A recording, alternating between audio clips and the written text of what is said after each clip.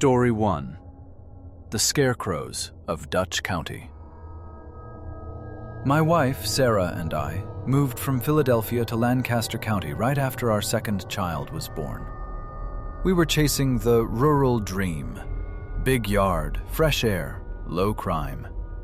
We found a farmhouse built in the 1920s that sat on 4 acres of land, bordered by cornfields on 3 sides. The previous owner was an eccentric artist who filled the property with homemade scarecrows. They weren't the cute Wizard of Oz kind. They were constructed from old farm equipment, rusted scythes for arms, burlap sacks for heads, and welded metal spines. There were 6 of them scattered around the perimeter of the yard. The realtor called them folk art. Sarah thought they were creepy, but I told her I'd tear them down once we settled in. We moved in mid-October. The corn was high and dry, rustling constantly in the wind. 3 days after we unpacked, I was drinking coffee in the kitchen, looking out the back window. I noticed something odd. The scarecrow nearest to the barn, the one with a rusted plow blade for a chest, was facing the house. I could have sworn that when we toured the place, all the scarecrows were facing outward, toward the cornfields, to scare away crows. I shrugged it off. Maybe the wind spun it around. 2 mornings later, I woke up early to let the dog out. The sun was just coming up. I froze in the doorway. Another scarecrow, the one near the old well, had moved. It wasn't just rotated. It was physically closer. It used to be 10 feet from the well. Now it was standing right next to it, its burlap face angled directly at our bedroom window. I asked Sarah if she had moved them. She looked at me like I was crazy. "I haven't touched those hideous things," she said. "I want them gone." That weekend, I decided to remove them. I grabbed my work gloves and a sledgehammer. I walked up to the one near the barn. I grabbed its metal spine to pull it out of the ground. It wouldn't budge. The metal pole was set in concrete. It would require a backhoe to dig it out. So, how the hell did it move?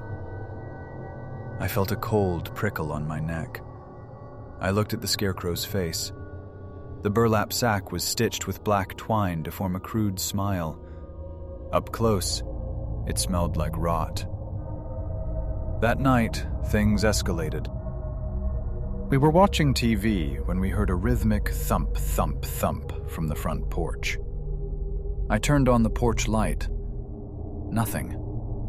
But when I looked into the yard, my blood turned to ice. All 6 scarecrows were gone from their spots in the field. They were now arranged in a perfect semicircle on the front lawn, about 20 feet from the porch. They were all facing the front door. "Call the police," I whispered to Sarah.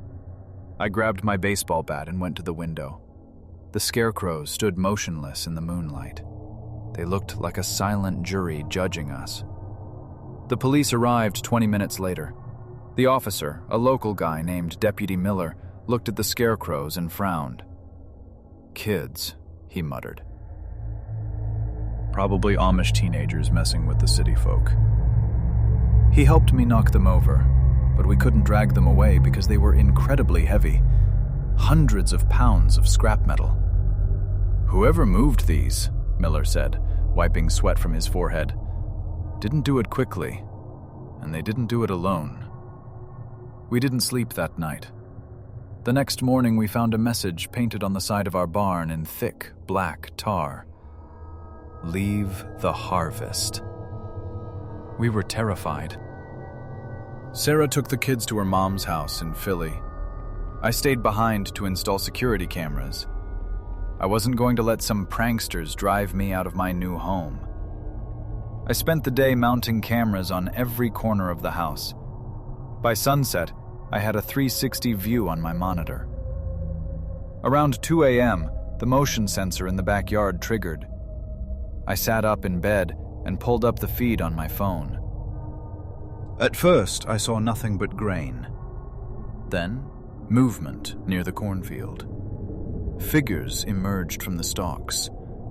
They weren't scarecrows. They were people. 6 of them. They were dressed in burlap sacks over their heads and tattered work clothes, mimicking the scarecrows perfectly. They walked with a strange, jerky gait, stiff-legged, arms locked at their sides. They moved into the yard and took their places where the metal statues had been. They stood perfectly still. Then, they all turned their heads in unison toward the camera. They knew I was watching. One of them, the leader, started to dance. It wasn't a funny dance. It was a violent, spasmodic thrashing. He threw his body around, limbs flailing, while the others stood like statues. Then, he stopped. He reached into his pocket and pulled out a lighter. He walked up to the real scarecrows, the metal ones we had knocked over, and started lighting the dry grass around them on fire. "Hey!" I screamed, running downstairs. I grabbed my shotgun, a purchase I made that afternoon, and racked a shell. I threw open the back door. "Get off my property!" I roared, firing a warning shot into the air. The figures froze. Then they all let out a sound that I will never forget. It was a collective, high-pitched screech, like a fox screaming, but human. They turned and sprinted back into the cornfield, vanishing into the stalks. The fire department put out the grass fire before it reached the house. The police did a manhunt with dogs, but they lost the scent at the creek. We moved out the next day. We didn't even bother selling the house first. We just left. A month later, I got a call from the realtor. She said the new owners were asking about the art installations in the yard. "What art?" I asked. "I knocked the scarecrows over." "No," she said. "They're standing up again, and there are 7 of them now." I hung up. I don't know who the 7th one is, and I don't ever want to find out. Story 2. The Load on Circuit 4. My wife, Elena, and I bought the house in rural Michigan for a steal. It was a foreclosure, a sprawling 1920s farmhouse that had sat empty for 2 years. I'm a licensed electrician, so the fact that the place needed some rewiring didn't scare me. In fact, it was a selling point. I wanted a project. We moved in during late October.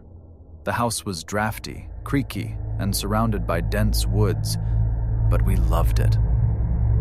It felt like our own private kingdom. The trouble started about 2 weeks in. The breaker for the second floor kept tripping. At first, I thought it was just old wiring, but every time I reset it, it would hold for a few hours and then, pop, the upstairs would go dark again. Being a professional, I decided to trace the issue. I grabbed my multimeter and headed down to the basement. The basement was a labyrinth of unfinished concrete and cobwebs. The main panel was in the utility room. I clamped my meter onto the wire for Circuit 4, the upstairs line. It was pulling 18 amps. That didn't make sense. Elena was at work, and I had turned off all the lights upstairs. There was nothing plugged in. The load should have been 0. I followed the Romex cable. It ran along the ceiling joists, snaking its way toward the back of the basement. I traced it with my flashlight until it disappeared behind a large, built-in wooden shelving unit against the far wall. I frowned. According to the floor plan, that was an exterior wall. The wire shouldn't be going through it. It should be going up to the second floor. I started pulling boxes off the shelves. The wood backing of the shelf looked slightly different than the rest of the basement paneling. I gave it a shove. It wobbled. I grabbed a crowbar and pried the shelving unit away from the wall. Behind it was a heavy steel fire door. It wasn't on the blueprints.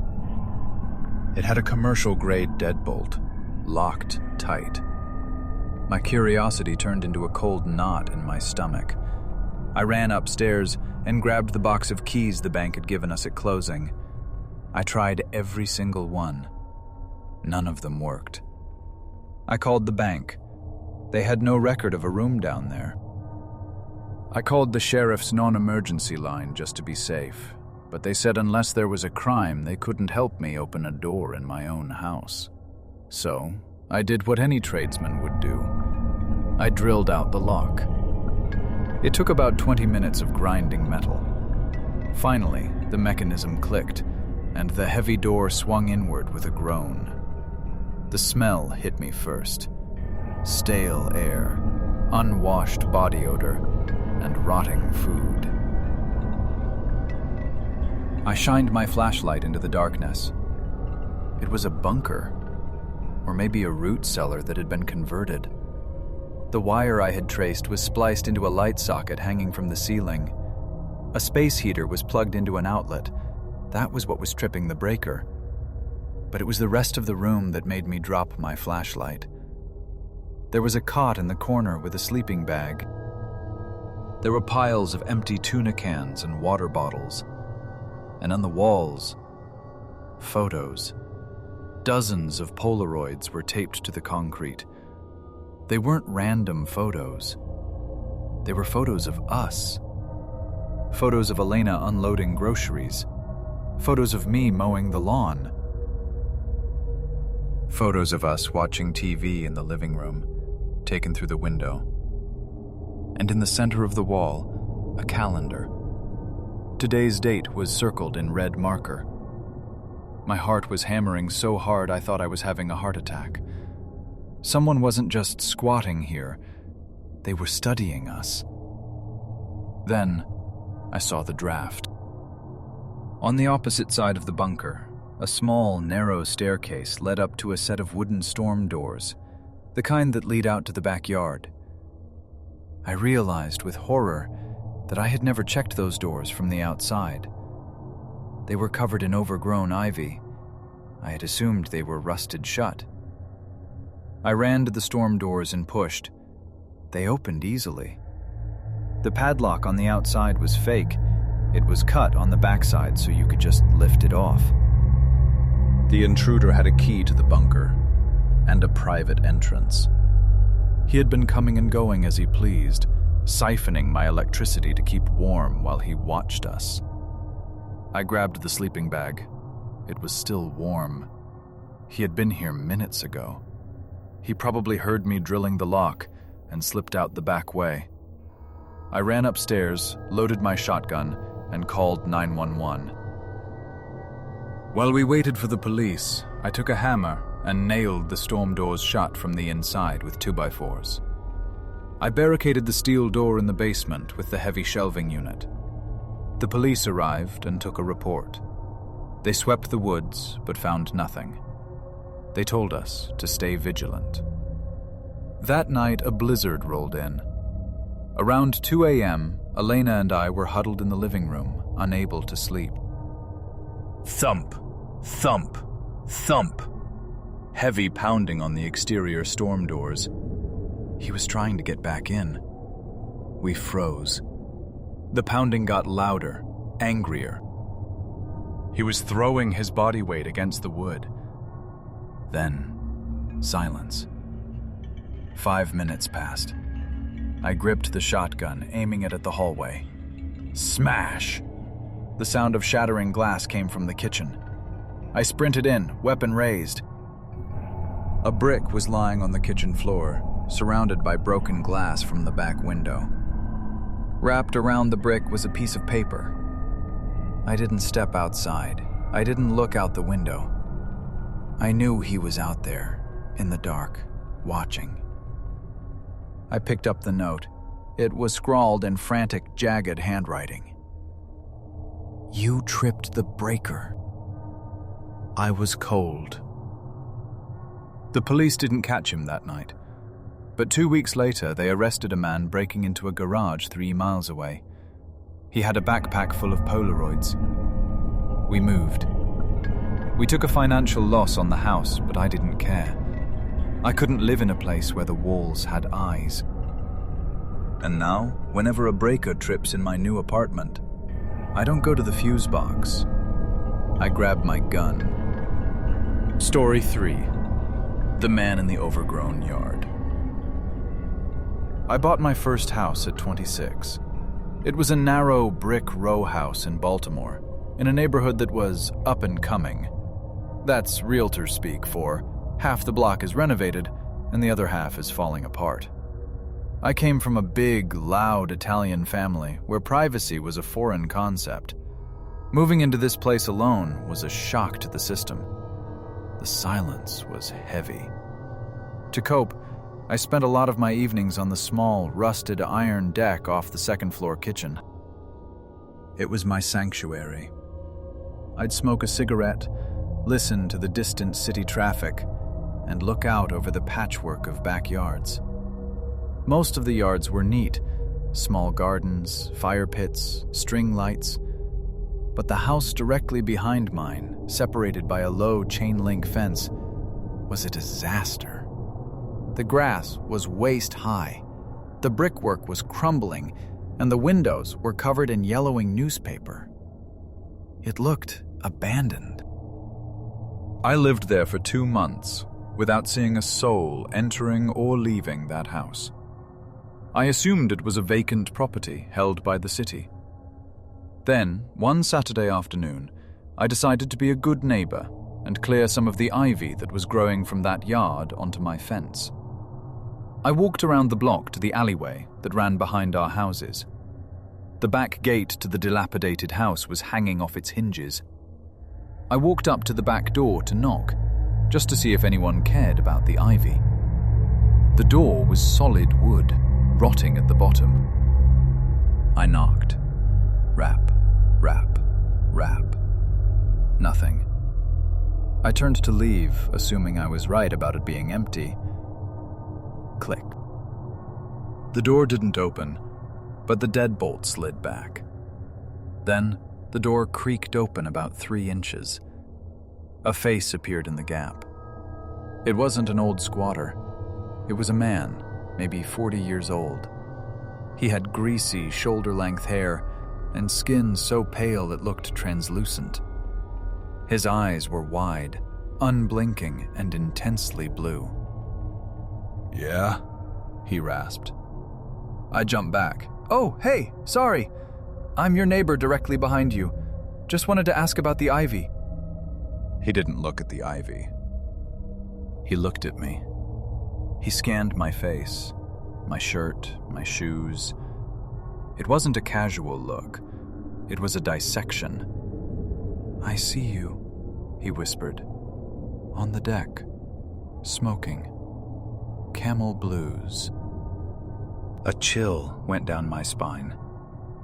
He had been watching me close enough to read the brand on my cigarette pack. Yeah, I stammered. "Anyway, I'm gonna trim the vines." "Priscilla," he said suddenly. "What?" "My name is Arthur." "But she calls me Artie." He smiled. It wasn't a friendly smile. It was a baring of teeth, tight and trembling. "Okay. Nice to meet you, Arthur." I backed away. He didn't close the door. He just watched me walk all the way down the alley until I turned the corner. That night, I went out for my usual smoke. I tried to tell myself he was just an eccentric shut-in. I leaned against the railing and looked down. There he was. Arthur was standing in the middle of his waist-high weeds. He was perfectly still, arms at his sides, looking straight up at me. It was pitch black, but the light from my kitchen spilled out enough to illuminate his pale face.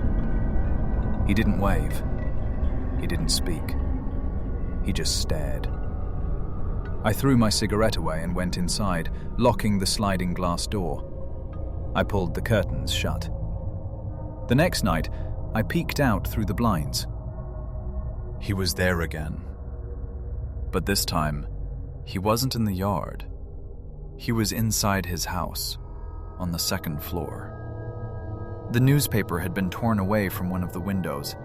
He was standing there, in the dark, his face pressed against the glass, tracking me. It went on like this for a week. Every time I was near the back of my house, I could feel his eyes. Then, the physical boundary was crossed. I went out to my backyard one morning to water my plants. Lying on my patio table was a single dirty work glove. It wasn't mine. I looked at the fence. It was only 4 feet high. Easy to hop. My stomach twisted. He had been in my yard while I was sleeping. I should have called the cops then, but I didn't want to start a war with a neighbor over a glove. I convinced myself maybe the wind blew it over. That night, around 11:30 p.m., I was in bed reading. Dring dong! My doorbell rang. It wasn't a normal ring. It was held down, a continuous screaming chime that echoed through the empty house. Ding! My heart hammered against my ribs. I grabbed my phone and checked the front door camera app, but the Wi-Fi was down. Of course. I threw on a robe and marched downstairs.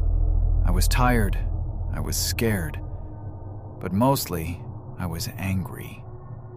I grabbed a heavy metal flashlight from the hallway table. Enough is enough, I muttered. I marched to the front door. The ringing stopped, replaced by heavy, frantic breathing on the other side of the wood. I looked through the peephole. It was Arthur. He was sweating profusely, his eyes darting around the street. He looked manic. "Open up!" he hissed. "They're coming!" "Go away, Arthur!" I shouted through the door. "I'm calling the police!" "You don't understand," he screamed. "You stole him!" "You took him!" "What?" "My son!" he shrieked. Then the door shuddered. He threw his entire body weight against it. I backed up, gripping the flashlight. "I have a weapon!" He didn't stop. He kicked the door near the handle. The wood splintered. It was an old house. The frame wasn't reinforced. One more kick, and the door flew open. Arthur lunged into my hallway. He wasn't holding a gun. He was holding a rusted pair of garden shears. "Where is he?" he screamed, swinging the shears wildly. I didn't think. I reacted. As he lunged, I swung the heavy maglite flashlight with everything I had. It connected with his temple with a sickening crack. He crumpled to the floor, dropping the shears. He tried to get up, groaning, but I jumped on him. I pinned his arms down with my knees, pressing the flashlight against his throat. "Stay down!" I screamed, my voice cracking. I held him there while I dialed 911 with my free hand. He was sobbing now, crying about a baby, drool running down his chin. The police arrived in 3 minutes. They handcuffed him and dragged him out. He was still screaming at me, accusing me of kidnapping a child I had never seen. Later, the detectives told me the truth. Arthur lived alone. He had lived alone for 20 years. He never had a son. He had a severe paranoid delusional disorder. In his mind, I hadn't just moved into the house behind him. I had moved into his territory and stolen a child that didn't exist. The glove I found? It was a gift he left for the imaginary boy. They sent him to a state psychiatric facility. The house behind mine was condemned and boarded up. I moved out 6 months later. I couldn't relax on that deck anymore. Every time I looked at the tall grass, I expected to see Arthur standing there, waiting to take back what was never his.